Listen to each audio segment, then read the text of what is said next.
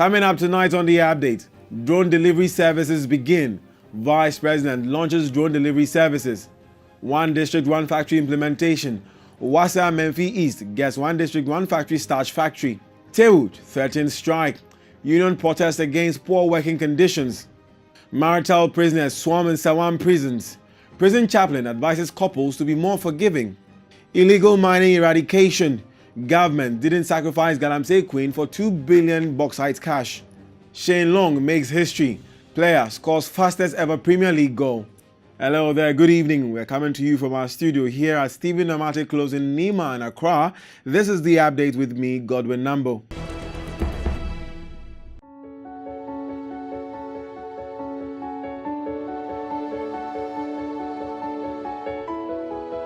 And thank you for joining us. Vice President Mahmoud Bawumia has launched the first drone delivery center at Omenako in the Suhum municipality of the Eastern region. The launch paved the way for the construction of 3 other facilities by the end of this year. The event was attended by the Ochihene Osajifo Amwetio for Repenning. This center would use drones to make on-demand emergency deliveries of 148 different vaccines, blood products and life-saving medications. It will also operate 24 hours a day, 7 days a week from 4 distribution centers, each equipped with 30 drones, and deliver to 2,000 health facilities, 12 million people across the country. Altogether, the 4 distribution centers, when operational, are each expected to make up to 500 on-demand flights a day. The Vice President, who was extremely elated, said, "The excitement today is for 2 reasons. First, we are now using technology to increase the access of Ghanaians to one of the basic public services that every citizen deserves.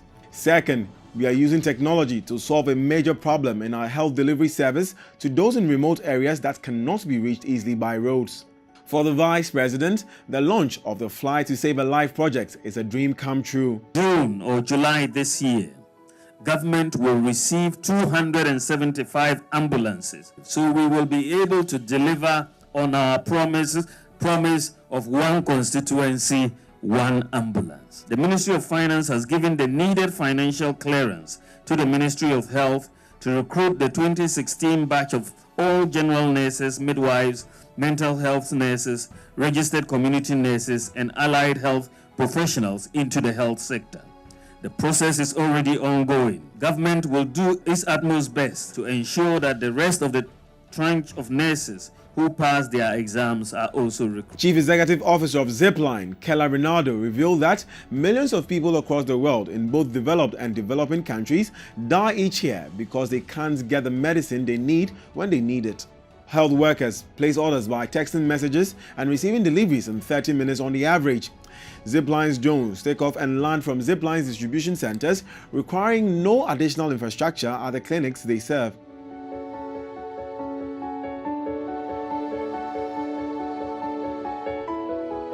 Moving on, over 500 acres of cassava are being cultivated to feed an industrial starch factory to be established in the Wasa Menfi East municipality of the Western region.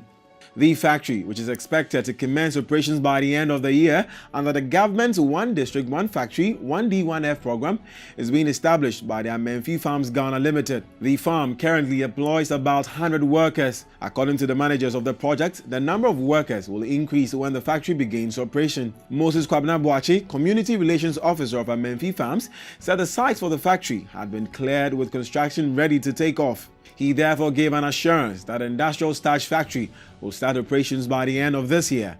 A visit by the Western Regional Minister, Kwabena Oshiridako Mensah, to the area yesterday indicates that already the over 500 acres of cassava farm to feed the factory are approaching their harvesting period. The regional minister praised the farmers for strategically following the planning process by planting the raw materials before the factory was established. He urged the company to continue to strictly adhere to best agronomic practices to enable it to get the required raw materials to feed the factory. The municipal chief executive of Wasa Menfi East, Helena Apia, was hopeful that the company would continue to expand its cassava farms and engage more outgrowers to ensure that it's got enough raw materials to operate all year round once it started production.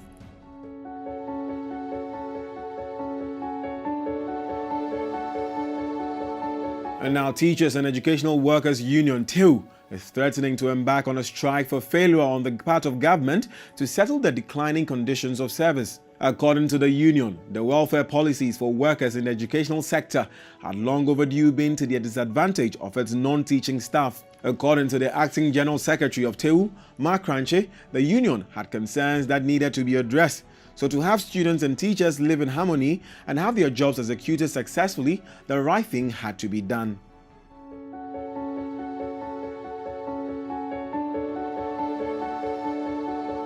Now, the prison population in Ghana is reportedly becoming more diversified than ever before, with inmates getting other inmates to dwell within cells. Reports show that married couples are increasingly being jailed in Ghana today than ever before. The Nsawam Medium Security Prisons Chaplain, Chief Superintendent of Prisons, Martin Paddy, said on Saturday the rate at which married couples are being sent to the Nsawam prisons was alarming.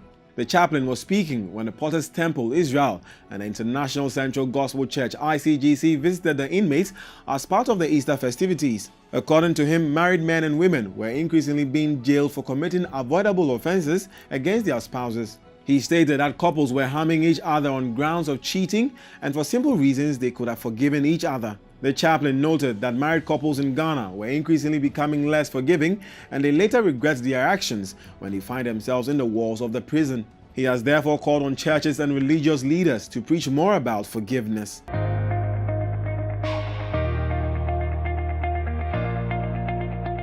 Now, the Lands and Natural Resources Minister, Kweku Asamoah Kyerema, has denied that the government of Ghana decided to discontinue the prosecution of Chinese national Aisha Huang, who was standing trial for illegal mining in exchange for the $2 billion Sino Hydro cash.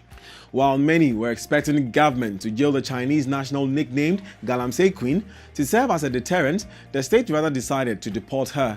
Recently, Senior Minister Yao Osafo-Maafo justified government's decision to discontinue the prosecution of Ms. Huang.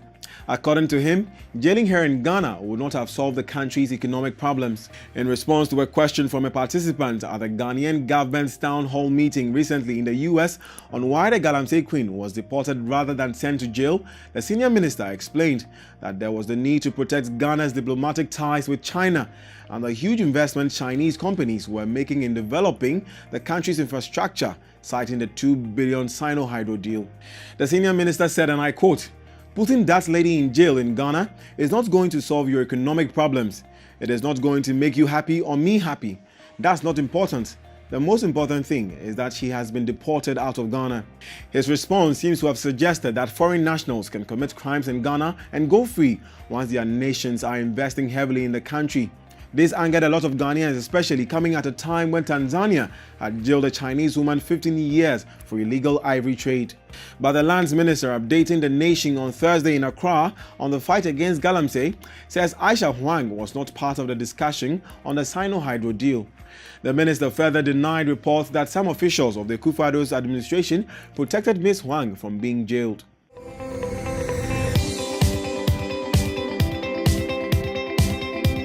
And now time for some sports. Now, legendary football manager Brian Clough once said, "It only takes a second to score a goal."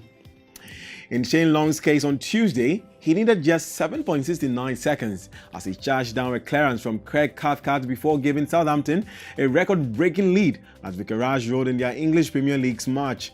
For Shane Long, by no means a prolific goal scorer, this was only his 9th goal in his last 84 top flight appearances.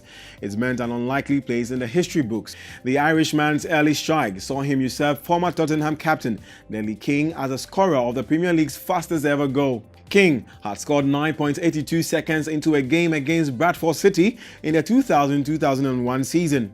Long is the second Southampton player to score inside the opening 15 seconds of a Premier League game. James Beatle took only 13.52 seconds to give the Saints the lead away at Chelsea in the 2004-2005 season.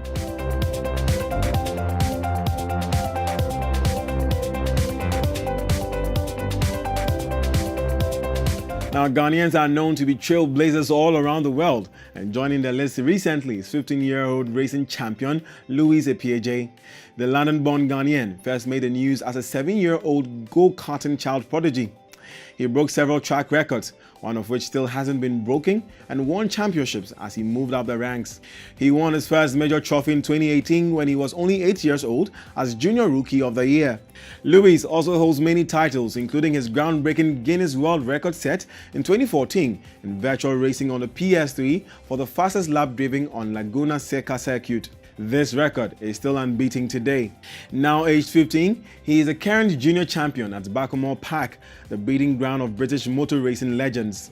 Speaking to the update team, Lewis expressed his optimism to be a world-class racer and F1 champion in future.